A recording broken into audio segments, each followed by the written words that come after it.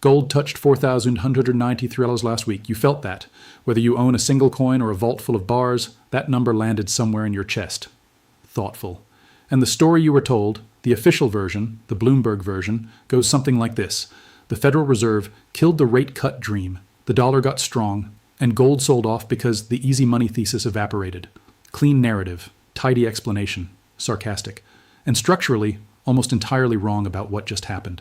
Here's the reframe. The Fed's dot plot from its March 18th meeting didn't destroy the bull case for gold. It confirmed it. When the Federal Open Market Committee voted 11-1 to hold rates at 3.5% to 3.75%, and when Jerome Powell stood at that podium and admitted the central bank sees core PCE inflation running at 2.7% for 2026, well above their 2% target, while simultaneously cutting its forward rate cut expectations to a single reduction penciled in for December, what the Fed actually told you is that real yields are going negative again. That stagflation, not a soft landing, is the base case. The math that doesn't work is this. The 10-year Treasury yield closed at 4.39% on March 20th, according to Fred. The Fed now projects core inflation at 2.7% through year-end. That leaves a real yield of roughly 1.69%. That sounds positive. It sounds like bonds beat gold. But oil, Brent crude, is currently trading near $111 per barrel, up roughly 80% since the U.S.-Israel strikes on Iran began on February 28th. The IEA has described this conflict as the greatest global energy security challenge in history. February's PPI came in at plus 0.7%, well above consensus, before the full oil shock hit the data. The March CPI print, due in 2 weeks, will reflect the energy surge. When it does, that 2.7% inflation projection from the Fed becomes the floor, not the ceiling. And that positive real yield of 1.69% very quickly becomes a negative real yield by any honest accounting. Gold priced at $4,293 does not reflect that future. That is what this video is actually about. By the time we're done here, you will understand exactly why the price shown on your screen this morning is not where the structural forces actually point, why the correction you just lived through followed the precise template of every major gold washout before a new leg higher, and what 3 specific data releases in the next 72 hours will tell you whether the bottom you just saw at 4,193 is the one that holds. Let's lay the actual verified data, because the picture assembled piece by piece is very different from any individual number in isolation. Start with the Fed decision itself. The CME FedWatch tool, as of March 19th, showed an 89.2% probability that rates remain unchanged at the June meeting. That figure was 37.8% just 1 month ago. That is not a marginal shift. That is a market that has almost entirely abandoned the idea of near-term easing in the space of 4 weeks. Markets had been pricing 2 cuts for 2026 before the Iran war began. Now the CME FedWatch tool shows a 51.3% chance that rates are still at their current level all the way through December. That is a dramatic, verifiable repricing. The conventional read on that is simple. No cuts, higher real yields, gold suffers. And that conventional read produced the sell-off. SPDR Gold Shares, the GLD ETF, the world's largest gold-backed fund, recorded an estimated $2.9 billion in outflows on a single day, March 19th. That was the largest single-day GLD outflow in over a decade, according to market reports. The iShares Silver Trust traded at a rare discount to its net asset value during that same session. Paper market participants, many of them leveraged, ran for the exits. But here's the thing about GLD. Going into that exodus, North American gold ETFs had registered 9 consecutive months of net inflows. 9 months. According to the World Gold Council's ETF flow report published for February, North America added $4.7 billion that single month. Its 9th straight month of positive flows. The last time that region sustained a run like that, outside of the initial ETF launch period, was during the global financial crisis and the COVID pandemic. You do not build that kind of sustained institutional allocation only to reverse it because one Fed dot plot surprised the market hawkish by half a cut. Now here's the data point that mainstream financial coverage has almost entirely missed. According to Vandatrack's monitoring of SPDR Gold Shares, holdings had declined for 6 consecutive sessions heading into the March 19th collapse by an average of $10.5 million per day. That sounds like a lot. It is not. The average daily inflow into GLD during 2025 was $36.8 million. The selling that preceded the crash was not a structural reversal of institutional conviction. It was early profit-taking at elevated levels. The crash itself was leveraged paper traders being margin called out of positions built during the January spike to $5,589. They sell what they can, not what they want to. That is the mechanics of a washout, not the mechanics of a structural change in gold's role. And central banks, the entities who buy physical gold, hold it in vaults, and cannot be margin called, have not changed their behavior at all. According to the World Gold Council's full year 2025 report published in January, central banks bought 863 tons of gold last year. That is below the exceptional 1,000 plus ton pace of 2022 and 2023, but it remains nearly double the 2010 to 2021 annual average of 473 tons. The National Bank of Poland alone purchased 102 tons in 2025, and its gold holdings now represent nearly 28% of total reserves. The Central Bank of Brazil re-entered the market last year after years of absence, adding 43 tons between September and November alone. The Central Bank of Kazakhstan recorded its highest annual purchase since 1993. These are not speculative positions. These are reserve allocations built by institutions who have publicly stated, in writing, that their strategic intent is to hold regardless of short-term price movements. The gold-to-oil ratio right now deserves a full paragraph of its own. Brent crude near $111 a barrel with gold near $4,293 produces a ratio of roughly 38 to 1. You need 38 barrels of oil to buy 1 ounce of gold. During the 1973 Arab oil embargo, the last time the world faced a supply disruption of anything close to this scale, that ratio compressed to between 6 and 12 barrels of oil per ounce of gold. What that means in plain terms is that oil, right now, is pricing an energy crisis at full historical emergency levels. Gold is not. Either oil is wrong about the severity of this disruption, or gold is wrong about how persistent the inflationary consequences of that disruption will be. Those two prices cannot both be right at the same time. This is where the hidden mechanism becomes visible, and this is what mainstream coverage has consistently failed to explain. The question that should be keeping you up is not why gold fell from $5,189 to $4,293. A 23% correction from peak to trough is straightforward to understand when you know that gold had risen 65% through 2025, its strongest annual performance since 1979 according to the World Bank, and that leveraged speculative positions built up during a January $121 single session spike had to be unwound. The question that actually matters is why gold is not pricing the Iran conflict the way every standard geopolitical textbook says it should, and the answer to that question tells you everything about the structure of where this goes next. Gold rose from $5,296 to $5,423 on March 2nd, the day U.S. and Israeli strikes on Iran began. That is the expected response. Then it sold off hard. By March 19th, it was at $4,551, according to Fortune's daily pricing report. By the March 20th close, it was at $4,495. The Hormuz closure, which the International Energy Agency has formally characterized as the largest energy supply disruption in the history of global oil markets, failed to sustain gold's rally because the oil shock created by the closure is feeding directly into U.S. inflation expectations, which is forcing the Fed to stay hawkish, which is hardening the dollar, which is making gold more expensive for global buyers priced in other currencies.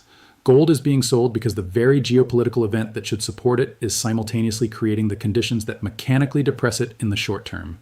You have seen this before. Not in gold. In the stock market during the 1970s oil crisis. Investors who sold equities in October 1973 because inflation was rising missed the critical distinction. Assets that protect against the long-term consequences of inflation are not the same as assets that survive its short-term mechanical pressure. The Nifty 50 stocks collapsed precisely because rising rates made their valuations unsustainable, even though the underlying businesses were fine. The assets that came out the other side of the 1970s inflation cycle in the best shape were hard assets: energy, commodities, and gold. By 1980, gold had risen from roughly $35 per ounce, its price at Nixon's gold window closure in 1971, to $850 per ounce. That is a 24-fold increase during a decade of exactly the policy environment we are now re-entering. The key difference between 1971 and today is the starting point. Central banks in 2026 have already been buying gold systematically for 4 consecutive years. Physical demand is not starting from zero. It is resuming from an elevated baseline. The most honest thing that can be said about the $4,193 low is this: the paper market and the physical market are telling 2 different stories right now, and history is unambiguous about which one proves right over any horizon longer than 6 months. The counter-argument deserves a full and honest hearing, because it is not a weak argument. Here's the best version of it. Gold is a non-yielding asset in a world where the risk-free rate is 3.5% to 3.75%, and the 10-year Treasury is at 4.39%. Holding gold when you can clip that coupon from the U.S. government involves a real opportunity cost. The dollar index climbed toward 99.9 following the Fed's hawkish tone, and a strong dollar suppresses gold mechanically. February's PPI data came in at plus 0.7%, the highest since mid-2024. If the Fed's one projected cut for 2026 gets pushed out or removed entirely by persistent inflation, the argument goes gold faces not a temporary headwind, but a sustained one. The Light Finance analysis published March 20th stated plainly that this time, unlike January's sell-off, the fundamentals are on the side of the bears, specifically citing that even the European Central Bank held rates and raised its 2026 inflation forecast to 2.6%. Multiple central banks staying restrictive simultaneously removes the monetary tailwind that drove gold from $2,000 to $5,589 in roughly 18 months. That argument is coherent, it is internally consistent, and it rests on one assumption that today's data has put under direct pressure that the oil shock from the Hormuz closure is temporary. The IEA's 400 million barrel emergency reserve release, its largest in history, has, according to NPR's reporting on March 20th, done almost nothing to contain prices. Brent was already near $111 on Friday. Analysts at Pickering Energy Partners estimate that only about 5 million of the 20 million barrels per day typically transiting the strait are finding alternate routes through pipelines. The maths of that shortfall do not resolve in 30 days.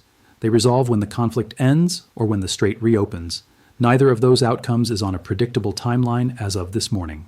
When a supply shock of this magnitude cannot be absorbed by reserve releases, when Saudi Arabia's spare capacity is stranded on the wrong side of the closure, when Qatar has declared force majeure on LNG contracts, the inflationary pressure from energy alone is not a temporary Fed headache. It is a sustained repricing of real costs across the global economy.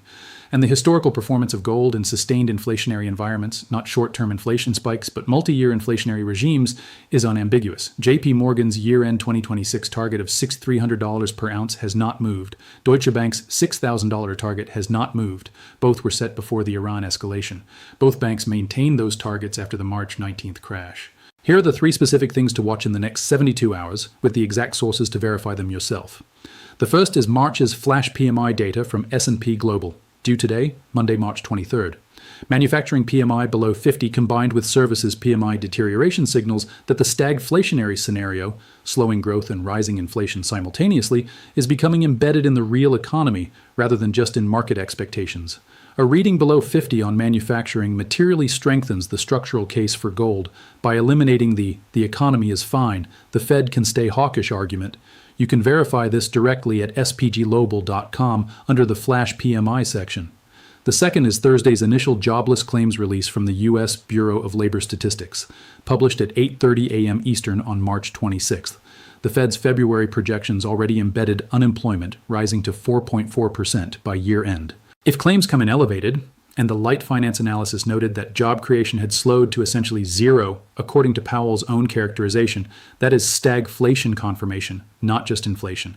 The third watch point is Friday's PCE inflation report, the Fed's own preferred inflation gauge, for February. The existing projection is 2.7% core PCE for year-end 2026, but February's data will be the first month to include the early oil price impact from the conflict. If that number comes in above consensus, the CME FedWatch probability of a December cut, currently at 35.7%, will likely drop further. And each time a rate cut gets pushed further into the future, while oil prices remain elevated, the thesis that real yields are actually deeply negative in practice, regardless of what the nominal rate says, becomes harder to dismiss. To be clear about the honest uncertainty here, gold could test lower levels. A sustained break below the October 2025 high of $4,281, the prior resistance that became support, would, as multiple technical analysts have noted, open the path to further downside. Nobody can guarantee that 4,193 is the absolute bottom. Markets can and do defy data in the short term. If the Strait of Hormuz reopened tomorrow and oil fell back to $65, the inflation argument collapses and gold's near-term case weakens materially. Acknowledge that. It is a real risk. What the data actually points to is something simpler and more durable than a price prediction. Central banks, the entities that measure their gold positions in tons, not in quarterly returns, bought 863 tons in 2025. They bought over 1,000 tons in each of the 2 years before that. The US dollar's share of global foreign exchange reserves has fallen to its lowest level since 1994, approximately 40%, while gold's share of global reserves has risen to its highest level since 1991, nearly 30%, according to State Street's March 2026 Gold Monitor. These are not speculative positions. These are multi-year structural reallocations away from dollar-denominated paper assets and into physical metal by the institutions that set the architecture of the global financial system. The question the media is asking right now is the gold bull market over?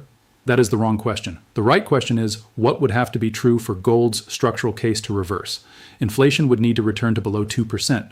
The Fed would need to credibly deliver multiple rate cuts. Central banks would need to start selling gold rather than buying it. The U.S. fiscal deficit, currently running at levels that have historically been incompatible with sustained dollar strength, would need to contract sharply. None of those conditions are visible in the current data. What is visible is a correction inside a structurally intact bull market, driven by the mechanical pressure of a hawkish Fed narrative on a crowded speculative position during a geopolitical event whose long-term inflationary consequences have not yet fully reached the data. Gold at $4,293 is not expensive. It is not cheap. It is where the paper market temporarily repriced a hard asset in response to a short-term mechanical squeeze. The physical market, physical premiums, central bank purchases, bar and coin demand that reached a 12-year high in 2025 according to the World Gold Council, has not moved to reflect that paper price. That divergence between where physical demand is and where paper is priced cannot persist indefinitely. It resolves in one direction. The insight the full picture points to, without stating it at any earlier moment in this analysis, is this. You were sold a story that rate cut hopes were the foundation of gold's bull run, and that when those hopes died, gold died with them. But the structural data shows that 95% of the world's central banks surveyed plan to increase their gold reserves over the next 12 months, according to the World Gold Council's 2025 Central Bank Gold Reserves Survey, a survey conducted before the Iran war began. They were not buying gold because they expected the Fed to cut. They were buying gold because they expected the conditions that make gold necessary to persist, regardless of what the Fed does. Central banks buying 863 tons of gold in a single year is not a rate cut trade. It is a civilizational hedge. Here's the question for the comments. The February PCE number comes out on Friday, and the CME FedWatch tool currently shows a 35.7% probability of 125 basis point cut by December 2026. Given everything in today's data, Brent near $111, Hormuz still effectively closed, February PPI already at plus 0.7%, where do you think that December cut probability is by Friday's close? Drop your number. I'll pin the most interesting analysis. The PCE report drops Friday morning, and that data is going to set the narrative for the week ahead. If you're not subscribed with notifications on, you'll miss the analysis the night before it publishes.